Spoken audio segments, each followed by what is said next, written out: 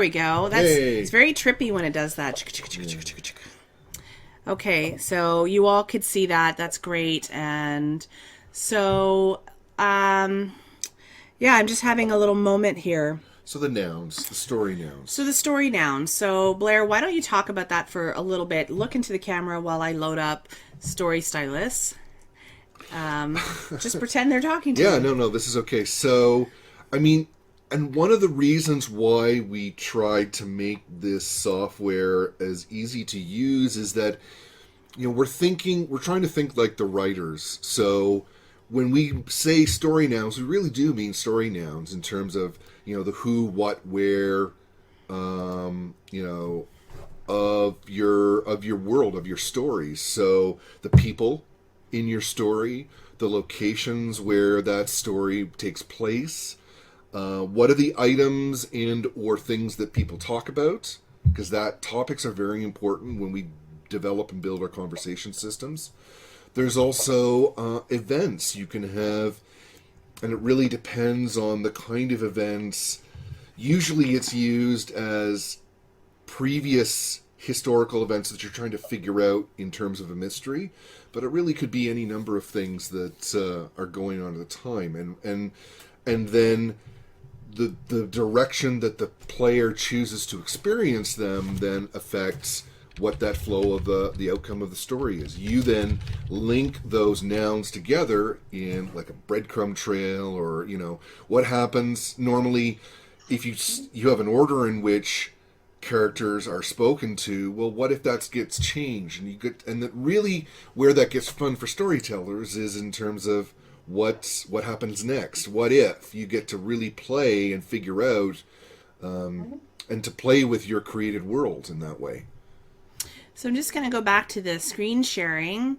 And for those of you who don't know this yet, we also have a YouTube channel where we've tried to put as detailed possibly, like step by step. This is how you add a character. This is how you start the game. This is how you upload graphics, etc. So I'm going back to screen sharing.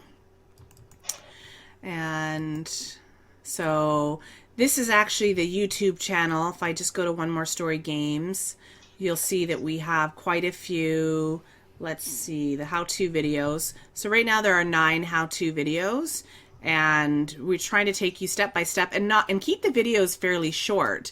I mean, right. Is this going to take you hours and hours to learn? In our experience, it doesn't. Yeah. It requires you to be thinking about what it is that you would like to create. And I often suggest to people who are working with us that they develop their stories, flesh them out really well in Word or Scrivener or whatever that it is that you're using, and then use Story Stylus to cut and paste. So I'm just going to move Story Stylus over. So I'm an administrator, so I can actually see all of the stories that are in here. La la da da da da da da. Okay, so this is Story Stylus. So for those of you who haven't had a chance to poke around, the lovely people who've signed up for the webinar, we're going to send you a complimentary copy of Story Stylus for the next 6 months. 6 months. So you'll be able to get in there, and feel free to email us if you have questions and things like that. Please email us if you have absolutely. questions. And if you have feedback or something's buggy or whatnot, Blair works on it day in and day out, and he's happy to answer your questions and help Very with happy that. to answer your questions. So, to give you an overview, it kind of there's a lot of tabs here, but really, excuse me, what we've done is we've broken up information in your story game into bite-sized pieces. So this right now we're on the story info tab.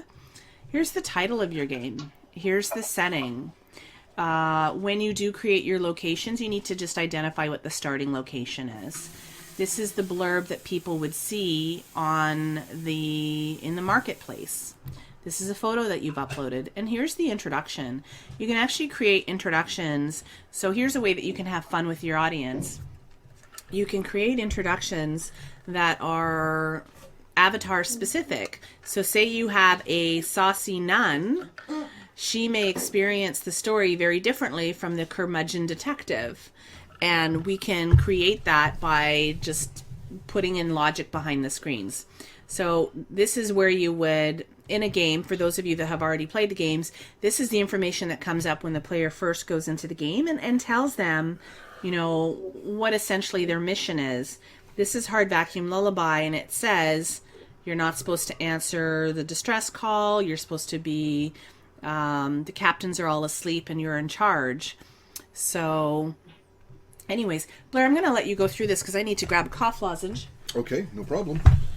So, again, just talking about the story now notion, if I scroll over here, so you can see there's a whole bunch of things that are listed down here. So, a little house represents your locations. Little spy guy is all of your different characters. There's things for clues. And what you do when you start out with your introduction is you pick which things you want your characters to know or your players to know at the very beginning. And that's where, if you have different introductions, you might have different pieces of information that get you started. So that's kind of what's going on over here. In fact, you can see that you can filter it down to see, out of all of the characters, you know these four because, well, they're the people that you're flying with. But you meet these other characters like Vic and Wisp, and I mean, I know it's strange that a character is a gun carriage or an E-war console, but these are characters that you have conversations with. That We'll get into that in a future webinar. So you have to actually talk to the gun carriage to get it to fire, but we'll sort of get into that. Sorry, does somebody just want to mute their microphone there? Okay, so we'll keep going here. Yep. Let's just be brief about this, and then because we don't want to get too much into detail. We don't want to get overwhelmed here, No. pretty much. But what we wanted to really show you by showing you Story Stylist right now is to communicate to you that at its heart, it's just a fancy word processor. And then there is a little bit of what's called scripting. And this is the thing that we've taught 10 and 12-year-olds how to do this. And they always say it looks really hard. We help the writers to work on this. Yeah. And what the scripting is really, it's just the logic glue of your story. So for example, if the introduction, so this says, if at the introduction this opens, then play the media sound and make these two people known, because they are the people that interrupt the introduction, and Yes. they say, That's your help. choice. That's the choice at the very beginning of the story. Yeah, and then it says have conversation. So we're just triggering that conversation. And if you hover over these things, you actually can see what you've written about that character, that place, or what have you. So, and even if you hover over the commands, you can see what sort of how those commands work. You don't have to even know all of that. It's just, and there's clues in there to sort of help you get started. But So I'm going to stop the sharing. Stop. You want to get back in? Okay, yeah. All right. Ta-da! We're playing musical chairs. We're not trying to overwhelm you. But really just start from basic beginnings of. First it is, we always say, go play at least 2 of our games. If you play 3 of our games, you'll see how different each of the games are. And you can start to see, okay, so if we were to take, let's take a story that we all know, Red Riding Hood. Oh, I like that. That's She good. goes through the forest and she has Who to does? choose. Red Riding Hood goes through the forest. Thank you, dear. Goes through the forest and has to choose a path. And one path, maybe she'll come across Hansel and Gretel. That story might completely change because I she love it. went down this path. And by the way, anything that is in the Creative Commons is fair game.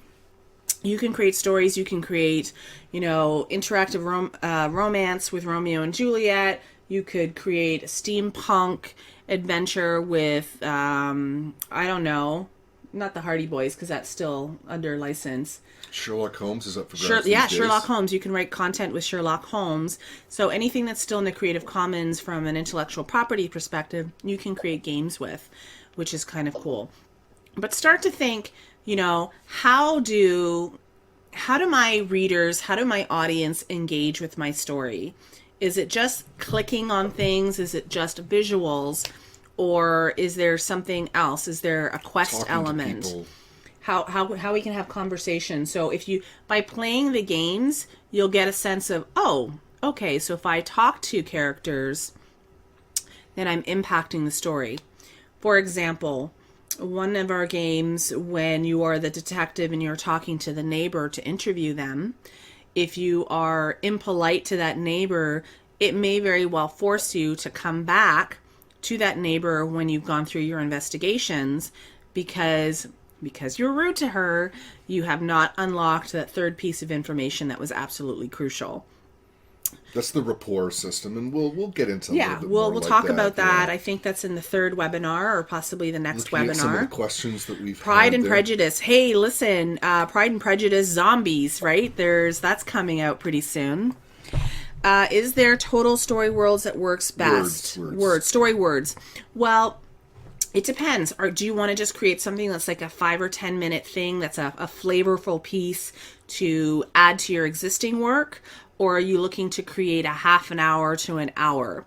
Like, for example, we, acting as publishers, we would prefer not to publish and sell something unless it was at least 30 minutes of solid gameplay.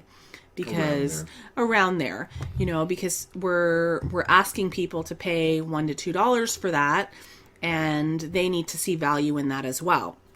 So if you're writing something that's very short, you can probably get away with doing something that is in the neighborhood of maybe like 5,000 words. Maybe yours is more visual than it is story oriented. If So you're, say, a there's, graphic artist or something yeah. like that, I mean, So that, like, for example, that can outweigh the cost in that because you're presenting some really great art, or that's it. There's no hard fast rule per se, but traditionally, what would you say? So for the story that we have mandatory upgrade. oh gosh, I don't know what the word count is on a mandatory upgrade, but that clocks in at about 2 hours if you read all of the text in mandatory upgrade. And I will say that, I mean, try that game to sort of see, to get a gauge. And that you can play the first 30 minutes for free or so, or 20 minutes. We have a system in place where you can demo your story so that people can try your writing before they buy it, in that sense. yeah, so let's talk about benefits for writers, because there's going to be people watching this who go, I want to do this for fun, and I want to do this for profit, and Sure. I want to do this for marketing. So